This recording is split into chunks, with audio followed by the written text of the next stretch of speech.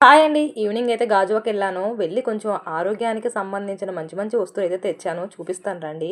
Chia seeds తీసుకున్నాను. ఇవైతే సబ్జా గింజలు చలవ చేస్తది కదా ఎండాకాలం. తర్వాత అవిసె గింజలు ఎందుకు తీసుకున్నానో తెలీదు. ఏదో ఒకటి చెయ్యాలి. నువ్వులు లాస్ట్‌లో అమౌంట్ ఎంతుందో నేను చెప్తాను. అందులో మీరు గెస్ చేసి కామెంట్‌లో అయితే చెప్పండి. అమూల్ బటర్ కుకీస్ కోసం తీసుకున్నాను. ఈస్ట్ అయితే బ్రెడ్ ట్రై చేస్తాను.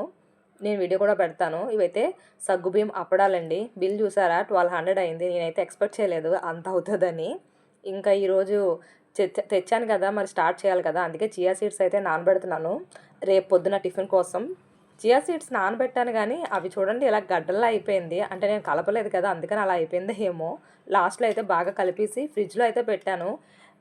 బెల్లం వేసిన తర్వాత నాకు ఐడియా వచ్చింది. బయట పెట్టేస్తే ఇరిగిపోతదేమో అనేసి. అందుకని ఫ్రిడ్జ్‌లో అయితే పెట్టాను. బాదం అయితే అందులో వేసుకొని తినడానికి అందులో పెట్టేసాను. బాదం నానబెట్టేసి మా అత్తయ్య గారికైతే కొంచెం అంబలి పిండి కూడా నానబెట్టేసానండి.